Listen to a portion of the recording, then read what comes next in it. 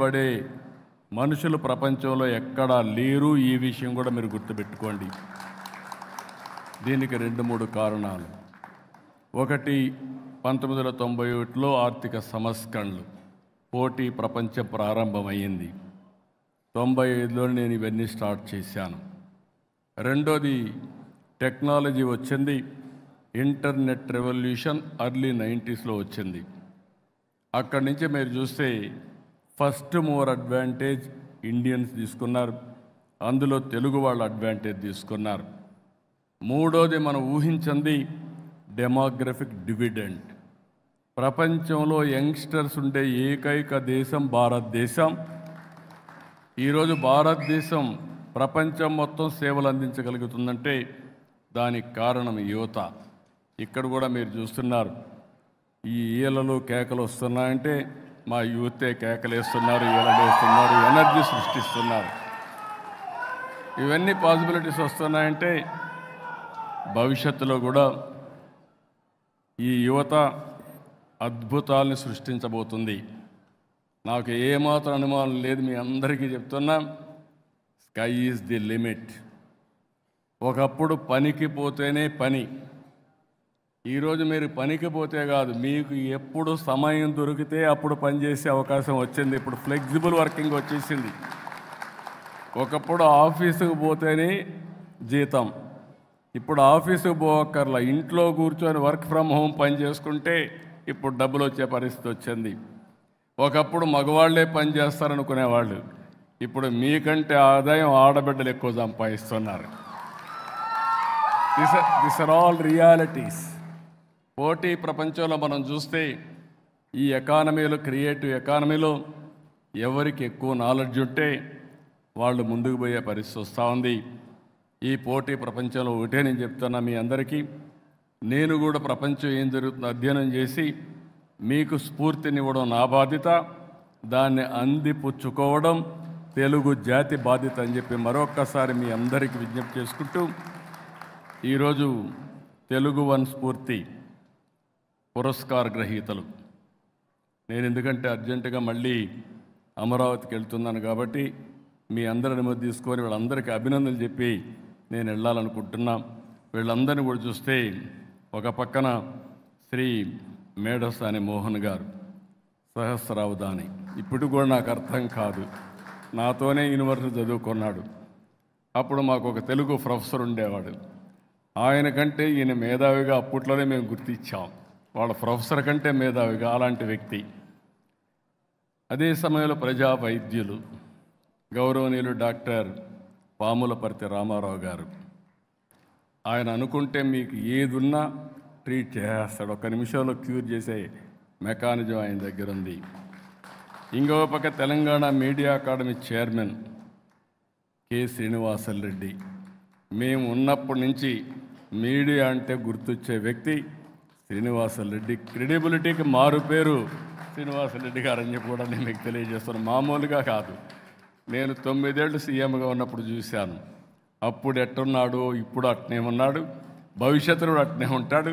దానికి కారణం ఒక వ్యక్తి యొక్క క్రెడిబిలిటీ, దాన్ని మెయింటైన్ చేస్తున్నాడు. క్రిటిసైజ్ చేస్తానికి చాలా జర్నలిస్టులు చూశాను, కానీ నాకు తెలిసినంతవరకు one of the best journalist మన శ్రీనివాసరెడ్డి గారు అని చెప్పి నేను మీకు తెలియజేస్తున్నాను. ఇకపోతే ప్రముఖ గేయ రచయిత, ఆస్కార్ అవార్డు గ్రహీత చంద్రబోస్ గారు, గర్వపడుతున్నాను. ఇంకా రాబోయే రోజులు చంద్రబోస్ గారిని చూసిన తర్వాత, మన వాళ్ళందరినీ చూసిన తర్వాత ఆస్కార్ అవార్డులు తెలుగు వాళ్ళు లేకుండా ఉండవు. ఆ రోజు వస్తుందని చెప్పి కూడా ఈ క్రియేటివ్ ఎకానమీలో మీ అందరికీ విజ్ఞప్తి చేస్తున్నా. ఇంకో పక్కన విశ్రాంత ఐఆర్ఎస్ ఉన్నతాధికారి నరసింహప్ప, ఆయన కూడా మా సీనియర్ ఎకనామిక్స్ డిపార్ట్మెంట్లో, ఆయన కూడా రావడం చాలా గర్వకారణం. ఇంకొక పక్కన retired IAS officer PV Ramesh, ఎప్పుడు కూడా రమేష్ క్రియేటివ్గా ఉంటాడు, కొత్త కొత్త విషయాలను ఆలోచిస్తూ ఉంటాడు. అలాంటి వ్యక్తిని ఎంపిక చేయడం చాలా సంతోషం. వ్యవసాయ నిపుణులుగా ముళ్ళగూరు అనంతరాయుడు గారు, ఇప్పుడు వ్యవసాయం కూడా మోడర్నైజేషన్ వచ్చేసింది, అగ్రిటెక్ పెద్ద ఎత్తున అభివృద్ధి అవకాశం ఉంది. వారిని నీలోఫర్ కేఫ్ వ్యవస్థాపకులు అనుముల బాబురావు గారిని, ఇంకొక పక్కన సిఎస్బి ఐఏఎస్ అకాడమీ వ్యవస్థాపకురాలు, వారిని ఎప్పుడు చూస్తున్న బాలలత గారు, వారు ఇప్పుడు కూడా ఎంత ఎఫెక్టివ్గా ఉంటారంటే మా శౌర్య గారి కూతురు. శౌర్య గారు కూడా one of the best journalist, very simple man. ఆ అమ్మాయిని చూసినప్పుడు నాకు గర్వకారణం. ఏమాత్రం అధైర్యపడకుండా ఐఏఎస్ కోచింగ్ ఇచ్చే పరిస్థితి, అకాడమీ పెట్టి కొన్ని వందల మంది ఐఏఎస్ ఆఫీసర్లు తయారు చేయాలని సంకల్పంతో ముందుకు పోతున్నారు. వారిని కూడా మనస్ఫూర్తిగా అభినందిస్తూ, ఇకపోతే స్వర్ణ భారత్ ట్రస్ట్ దీపా వెంకట్ గారు, వెంకయ్యనాయుడు గారి కుమార్తె. బట్ రాబోయే రోజుల్లో వెంకయ్యనాయుడు కుమార్తెగా కాకుండా దీపా వెంకట్ గారి తండ్రిగా వెంకయ్యనాయుడు గుర్తించుకునే విధంగా సర్వీస్ చేసి ప్రజల గుండెల్లో ఉంటారని చెప్పి కూడా నేను మీకు తెలియజేస్తున్నా. ఇలాంటి మంచి వ్యక్తులకి అవార్డ్స్ ఇవ్వడం, ఇలాంటి సమయంలో నేను లేకపోవడం కొంచెం బాధేసినా మళ్ళీ వెళ్ళాలి కాబట్టి మీ పర్మిషన్ తీసుకుంటున్నా. ఎప్పటికప్పుడు మనం మాట్లాడుకుందాం. గుర్తుపెట్టుకోండి, మళ్ళీ క్రియేటివ్ ఎకానమీలో నెంబర్ 1గా తెలుగు జాతి ఉండాల్సిన బాధ్యత ఉంది. భవిష్యత్తు క్రియేటివ్ ఎకానమీదని చెప్పి నేను మీకు తెలియజేస్తూ, దానికి స్ఫూర్తిని ఇస్తున్నటువంటి మన కంఠమనేని మళ్ళీ ఒకసారి తెలుగు 1 ఇక్కడ పనిచేసి ఆయన ఒక మాట అన్నాడు, చాలా సంతోషం. రిటైర్ అయిన వాళ్ళకి అందరికీ మళ్ళా ఉద్యోగాలు ఇచ్చాడు. ఎందుకంటున్నానంటే రిటైర్ అయితే ఆటోమేటిక్గా మీరు రిటైర్ అనే మాట మీ మనసులో వస్తే మీరు ముసలాళ్ళు అయిపోతారు. కానీ మీరు బతికున్నంత వరకు పనిచేయాలని తపనుంటే మీ మైండ్ అండ్ బాడీ పర్ఫెక్ట్గా ఉంటుంది. ఇంకొకసారి రిటైర్మెంట్ అనేది నోషన్, నా ఉద్దేశం. ఎవరైతే బెస్ట్ ప్రొడక్టివిటీ ఇవ్వగలిగిన వాళ్ళు 60-80 సంవత్సరాల్లో బెస్ట్ ప్రొడక్టివిటీ ఇచ్చే అవకాశం ఉంది.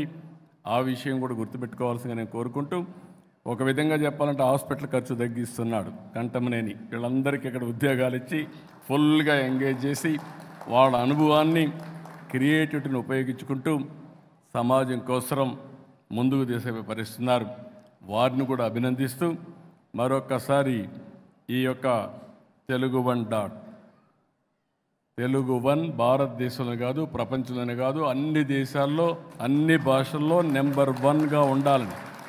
ఇప్పుడు తెలుగు 1 పెట్టావు, రేపు అన్ని భాషల్లో కూడా ఎంటర్ కండి, అన్ని భాషల్లో కూడా డామినేట్ చేస్తూ మీరు నెంబర్ 1 స్థానానికి చేరాలని, ఈ డిజిటల్ యుగంలో మీరు ఒక ఎంపైర్ క్రియేట్ చేయాలని మరొకసారి ఆశిస్తూ అందరికీ నమస్కారాలు. జై హింద్, జై జన్మభూమి.